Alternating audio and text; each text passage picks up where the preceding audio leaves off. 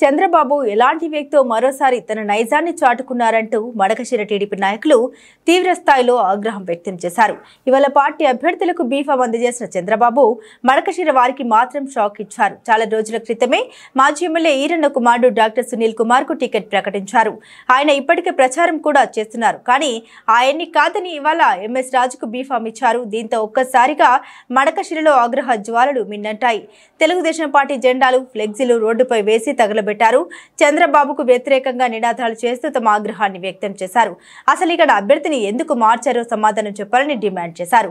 కనీసం నియోజకవర్గంలో ఎవరితో చర్చించకుండా ఎలా నిర్ణయం తీసుకుంటారని ప్రశ్నించారు. ఇది ఈరన్న కుటుంబానికి చేసిన ద్రోహం అంటూ ధ్వజమెత్తారు. ఈ రోజు చరిత్రలోనే ఒక బ్లాక్ డే.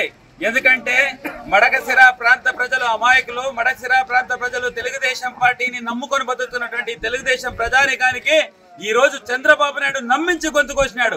దీనికంటే నువ్వు పిలిపించి ఈరన్నని మడకశిర ప్రజలు పిలిపించి ఇంత విషం బట్టలు ఇచ్చి ఈ రోజు విషం తగినా కూడా మీ నమ్మకంతో తగవడం. అలాంటిది ఈ రోజు సునీల్ కుమార్ టికెట్ అనౌన్స్ చేసావు. చేసి 60 రోజులు డబ్బులు లేకుండా అప్పు సప్పు చేసి తీసుకొచ్చి ఈ రోజు ఖర్చు పెట్టి తెలుగుదేశం పార్టీ నిలిపారు. ఇక్కడ అది కూడా గుర్తు చేసుకోండి. నాన్ లోకల్ ఆ వ్యక్తి గురించి మొత్తం డిస్ట్రిక్టే బయట పెట్టింది ఆ వ్యక్తిని. అలాంటి వ్యక్తిని తీసుకొచ్చి ఈ రోజు అమాయకమైన మడకశిర ప్రజల దగ్గర కూర్చోబెడితే ఓట్లేస్తారని ఎట్లా అనుకున్నావే నువ్వు చంద్రబాబు నాయుడు? ఇదే లోకేష్ శంకరరావు ప్రోగ్రామ్ వస్తే ఇక్కడున్న లోకల్ లీడర్ ఎవరు నీ సపోర్ట్ చేయలేదు. ఆ రోజు చేసింది మేము. ఈ 2 వర్గం చేసాం.